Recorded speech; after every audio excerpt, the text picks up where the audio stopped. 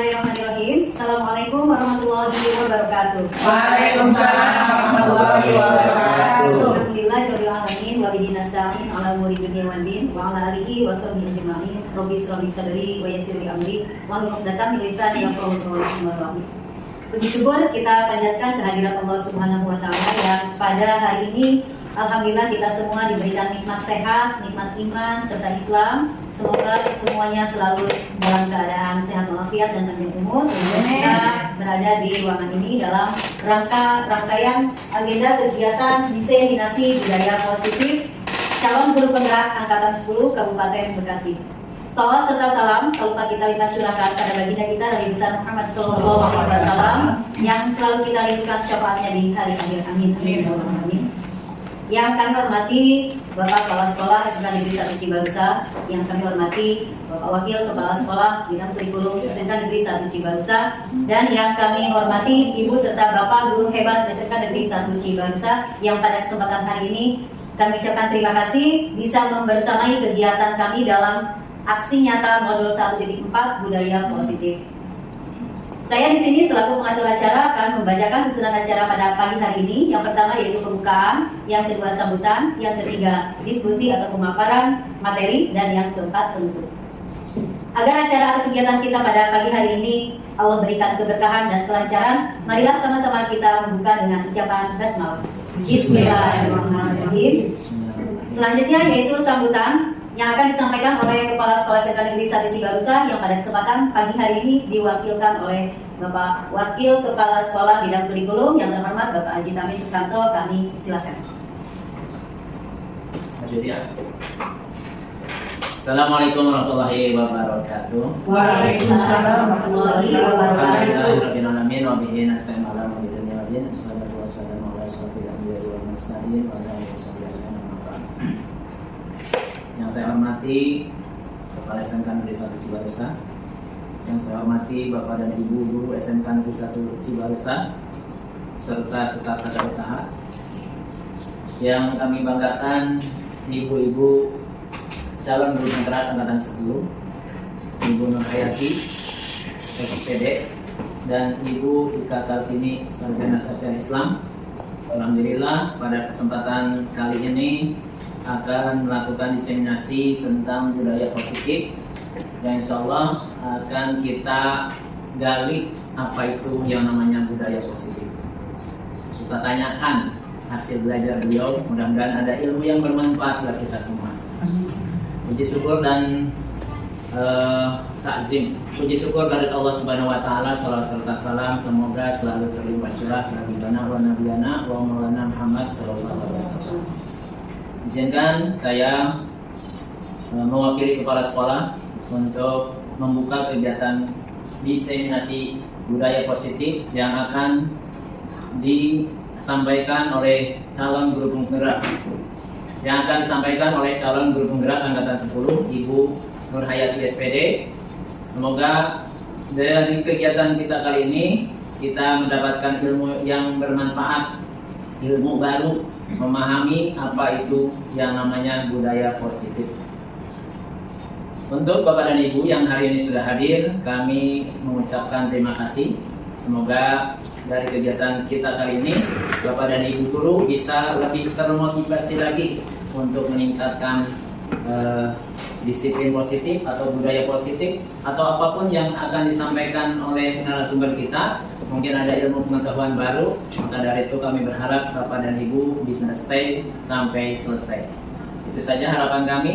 Assalamualaikum warahmatullahi wabarakatuh. Waalaikumsalam warahmatullahi wabarakatuh. Bismillahirrahmanirrahim. Assalamualaikum warahmatullahi wabarakatuh. Waalaikumsalam warahmatullahi wabarakatuh. Saya ucapkan terima kasih kepada Ibu Bapak Guru Hebat yang sudah hadir pada kegiatan hari ini. Selamat datang Bapak dan Ibu Guru Hebat. Mari kita belajar bersama, saling berkolaborasi, saling mendukung demi terwujudnya disiplin positif di lingkungan SMK Negeri 1 Cibarusah.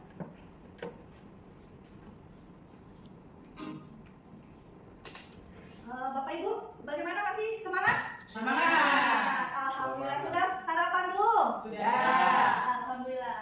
Baik, hari ini saya di sini akan menyampaikan yaitu diseminasi penyebaran pemahaman dan penerapan pengalaman budaya positif. Perkenalkan, nama saya Nur Hayati SPD, calon guru penggerak angkatan 10 dari SMK Negeri 1 Cibarusah, Kabupaten Bekasi. Coba di sini, dari kata ini apakah Bapak Ibu asing? Budaya positif. Apakah itu budaya positif? Mungkin pendapat dari Bapak Ibu ada yang bisa memberikan pendapat. Budaya positif adalah, silakan mungkin. Nilai-nilai Nilai-nilai yang diyakini dan diterapkan oleh sekelompok orang dalam jangka waktu tertentu sehingga menjadi suatu kebiasaan. Itu yang dimaksud dengan budaya positif. Iya, terima kasih Ibu Mas Tupa. Mungkin ada yang bisa menambahkan Ibu Bapak? Budaya positif adalah, Saya, Bu. Ya, Ibu Ika silakan.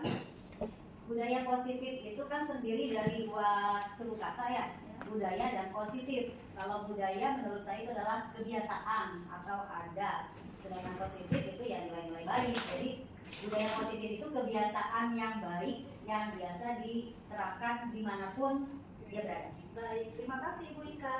Baik, mari kita sama-sama lihat di sini. Jadi budaya positif adalah nilai-nilai, keyakinan dan kebiasaan-kebiasaan di sekolah yang berpihak kepada murid. Tentunya ini sudah sesuai dengan kurikulum Merdeka, yaitu pendidikan yang berpihak kepada murid. Baik, kita lanjutkan. Nah, di sini konsep apa saja yang ada pada budaya positif? Yang pertama yaitu perubahan paradigma. Yang kedua, disiplin positif. Yang ketiga, nilai-nilai kebajikan. Yang keempat, kebutuhan dasar manusia. Yang kelima, motivasi perilaku manusia. Yang keenam, posisi kontrol guru. Yang ketujuh, keyakinan kelas. Dan yang kedelapan adalah segitiga restitusi. Baik, kita lanjutkan. Yang pertama yang akan saya sampaikan di sini yaitu adalah pembelajaran dengan paradigma baru. Untuk kurikulum Merdeka ini kita mengutamakan pendidikan yang berpihak kepada murid ya Ibu Bapak. Nah, pembelajaran dengan paradigma baru dirancang berdasarkan prinsip pembelajaran berdiferensiasi, memungkinkan peserta didik belajar sesuai dengan kebutuhan dan tahap perkembangan mereka masing-masing untuk mewujudkan profil pelajar Pancasila. Selanjutnya kita lihat di sini miskonsepsi tentang teori kontrol. Ini yang kedua. Kita lihat di sini terkadang guru itu bisa menjadi seorang pengontrol murid. Bisa juga bahwa orang dewasa berhak memaksa. Ada juga bahwa semua penguatan positif efektif dan bermanfaat. Selanjutnya bahwa kritik dan membuat rasa bersalah mampu menguatkan karakter.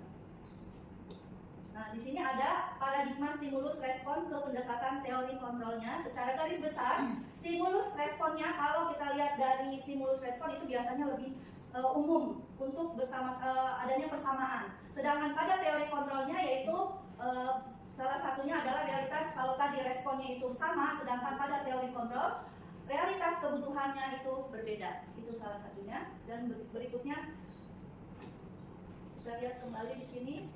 Yang selanjutnya tadi adalah disiplin positif. Disiplin positif adalah pendekatan yang bertujuan untuk meningkatkan kesadaran dan memberdayakan peserta didik tanpa menggunakan hadiah, ancaman, atau hukuman.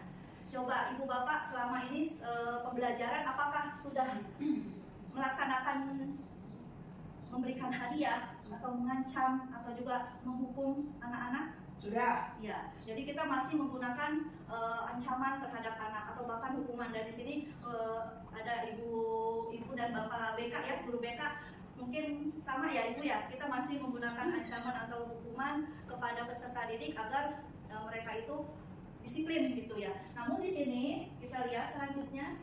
Sebagai pendidik, tujuan kita adalah membentuk peserta didik yang memiliki disiplin diri. Itu adalah utama tujuan kita. Sehingga mereka berperilaku sesuai dengan nilai-nilai kebajikan universal dan memiliki motivasi dari dalam diri untuk berubah ke arah yang lebih baik. Nah, di sini kita lihat nilai-nilai kebajikan universal di sini yang sudah disepakati bersama itu semua lepas dari suku bangsa, agama, bahasa maupun latar belakangnya. Yang pertama yaitu profil pelajar Pancasila. Ibu Bapak mungkin sudah hafal ya kalau profil Pancasila, karakternya ini yang harus sudah ada dan ada lagunya. Mungkin ada yang bisa mau nyanyi? Nyanyi bareng Bu. Yuk boleh kita supaya tidak tegang kita bernyanyi bersama. Oke. Coba ininya kita dulu di sini ya. Biar tidak tegang, biar semangat hari ini. Oke, kita sama-sama ya Ibu Bapak. Bentar. Ingat lagu becak-becak, kita mengulas kembali masa-masa kanak-kanak kita. Yuk kita nyanyi bersama. Belajar Pancasila, beriman dan bertakwa pada Tuhan yang esa dan berakhlak mulia, berkebinekaan global, gotong royong mandiri, beriman dan bertakwa pada Tuhan yang esa dan berakhlak mulia, berkebinekaan global, gotong royong mandiri, kreatif dan bernalar kritis. Terima kasih kepada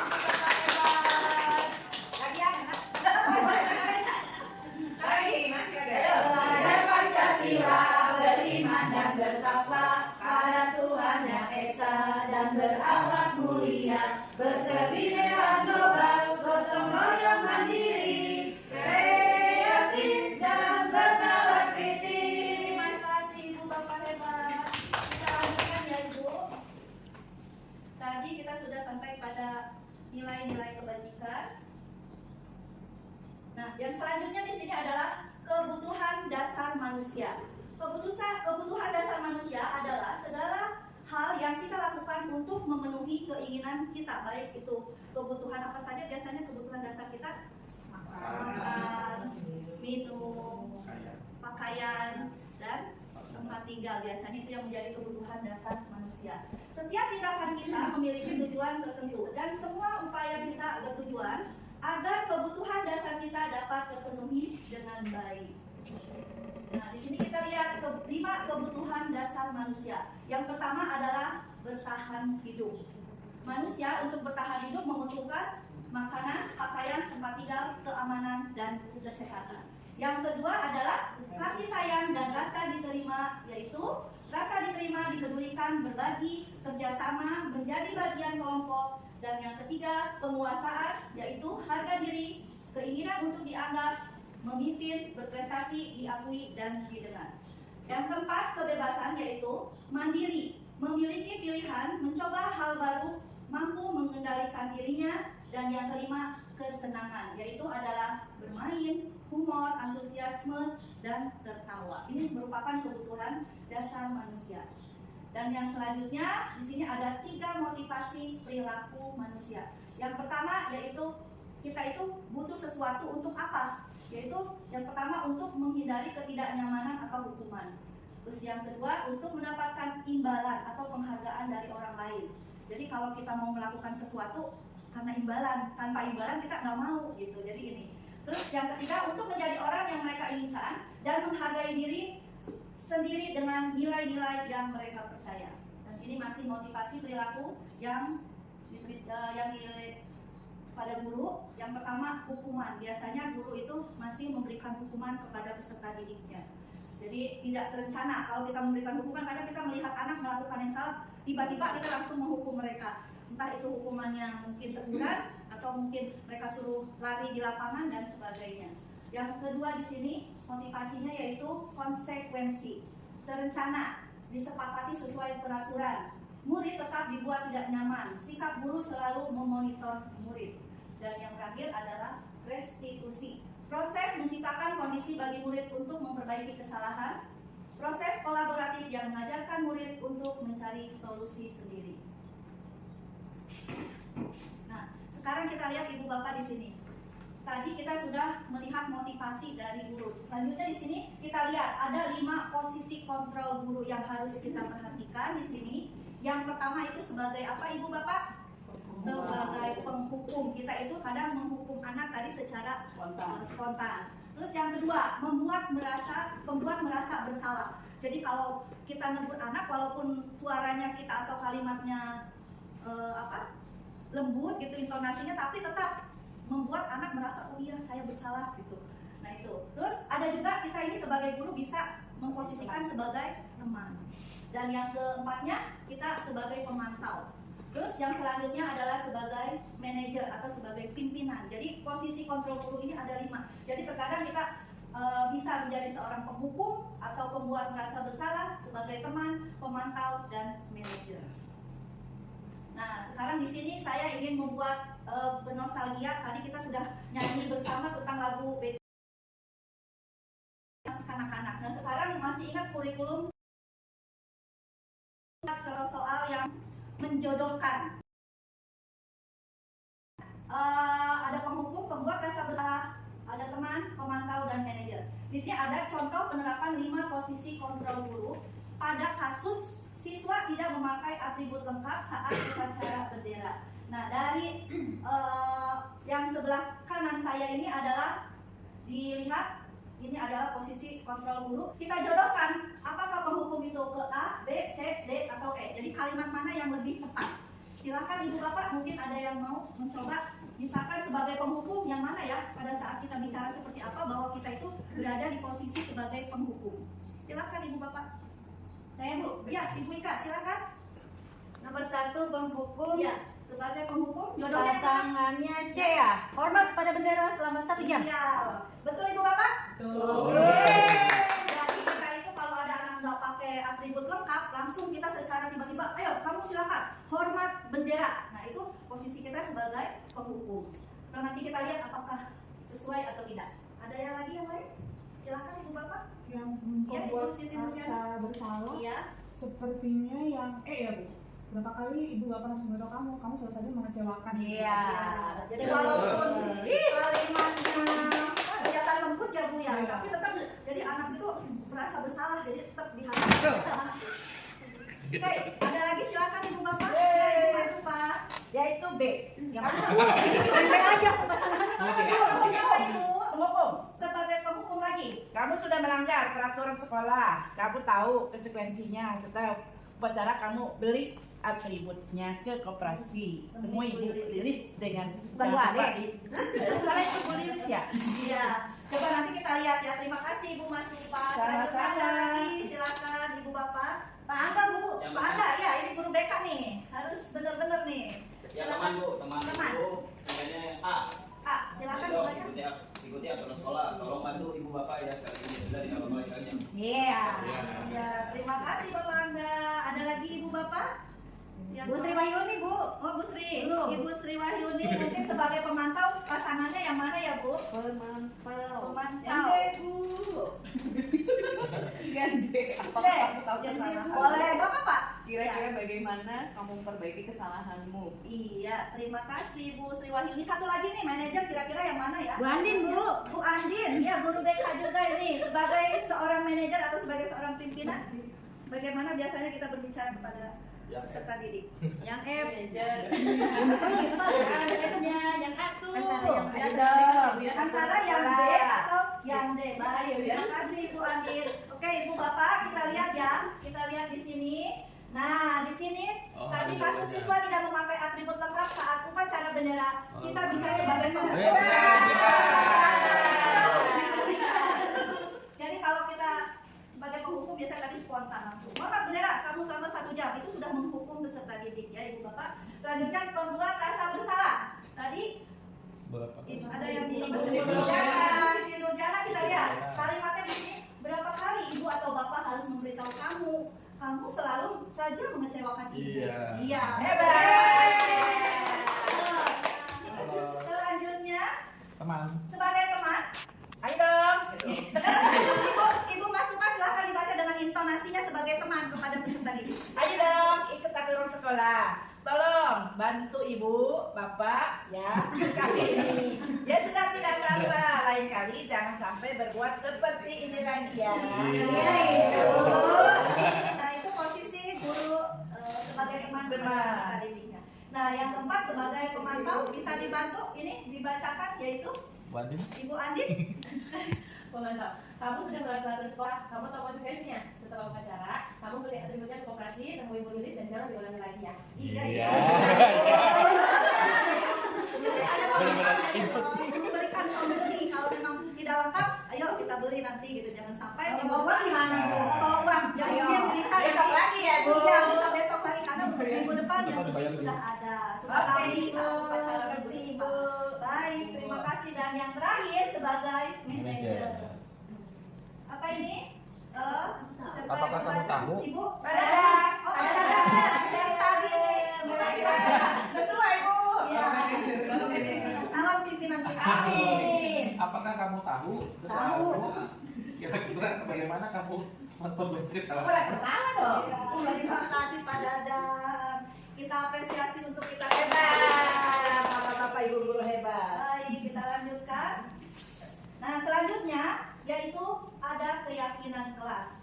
Prinsip atau nilai-nilai dasar yang disepakati bersama oleh guru dan siswa untuk menciptakan lingkungan belajar yang positif. Jadi, kalau biasanya di sekolah itu kan ada peraturan, ada sanksinya. Nah, kalau di sini di kelas pun sekarang kita bisa membuat keyakinan kelas. Jadi, sebelum kita memulai pelajaran, biasanya dilaksanakan kapan ini Ibu Bapak? Awal ya Ibu Bapak, atau mungkin kita menjadi wali kelas, kita sudah membuat keyakinan kelas. Kita sepakati bersama mau apa saja pada saat pembelajaran, semua guru masuk ke kelas, jadi harus bagaimana. Dan nanti siswa pun merasa yakin bahwa harus dilaksanakan. Jadi bukan peraturan lagi. Gitu. Ya Ibu Bapak, kita lanjut. Nah di sini saya sudah mempraktekkan membuat pembentukan keyakinan kelas yang berdasarkan prinsip atau nilai-nilai dasar yang disepakati bersama oleh guru dan siswa untuk menciptakan lingkungan belajar yang positif. Jadi nanti pertama anak disuruh menulis dulu. Misalkan selama belajar tidak boleh main HP atau tidak boleh berisik, tidak boleh ngobrol, nanti dibuat. Nanti kita dari sekian anak itu sudah banyak memberikan masukannya untuk lalu kita sepakati bersama. Ada yang sama kita ambil, itulah yang nanti akan dijadikan keyakinan kelas kita. Jadi selama pembelajaran mereka insya Allah yakin akan menjalankan yang sudah disepakati bersama. Jadi Bapak, kita lanjut. Nah selanjutnya yaitu ada segitiga restitusi, yaitu suatu proses dialog yang dijalankan oleh guru agar dapat menghasilkan murid yang mandiri dan bertanggung jawab. Di sini ada segitiga restitusi. Yang pertama yang harus kita jalani yaitu menstabilkan identitas. Kalau kita melihat anak melakukan pelanggaran, kita stabilkan dulu. Jadi jangan sampai anak langsung diomelin tadi seperti kita, ayo kamu baris di lapangan, misalkan, atau lari di lapangan. Jadi tidak seperti itu. Kita menenangkan dulu anak, kita cari tahu. Terus tindakan yang salah, kita harus cari tahu kenapa dia melakukan kesalahan. Terus menanyakan keyakinannya. Dan yang selanjutnya di sini, nah tadi menstabilkan. Jadi berbuat salah itu wajar. Jadi kita bisa kalau ada anak, kenapa kamu mencontek? Ibu maaf saya nggak belajar semalam. Gitu. Jadi ya nak, berbuat salah itu wajar, itu manusiawi. Jadi kita bicara seperti itu. Salah beberapa contoh kalimatnya seperti ini. Terus yang kedua tadi validasi tindakan yang salah. Nah, contoh kalimatnya, kamu pasti punya alasan mengapa melakukan hal itu. Jadi kita tanya dulu kenapa anak itu misalkan mencontek, gitu. Kita tanyakan kembali. Dan yang ketiga, menanyakan keyakinan. Apa keyakinan kelas kita? Pada awal tahun pelajaran kita sudah membuat keyakinan kelas. Lalu kita ingatkan kembali, apakah yang sudah kamu lakukan melanggar keyakinan kelas yang kita buat? Nah, nanti anak juga merasa, oh iya, bahwa sudah melanggar. Jadi itu yang ketiga. Nah, Ibu Bapak di sini ada, saya sudah membuat contoh penerapan segitiga restitusi. Bisa dibantu Ibu ulang dulu balik.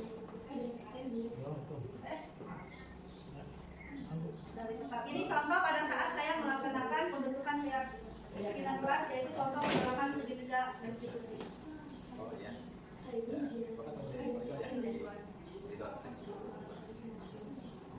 Tidak tahu.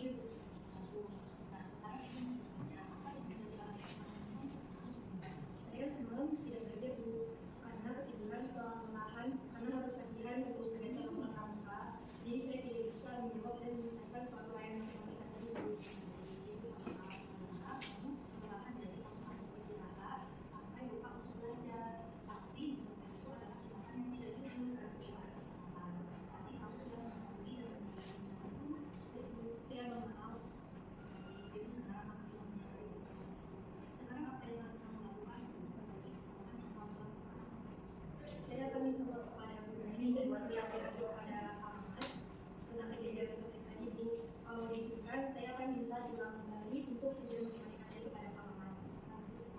Ibu bangga kamu sudah bisa mencari solusi untuk memperbaiki kesalahan.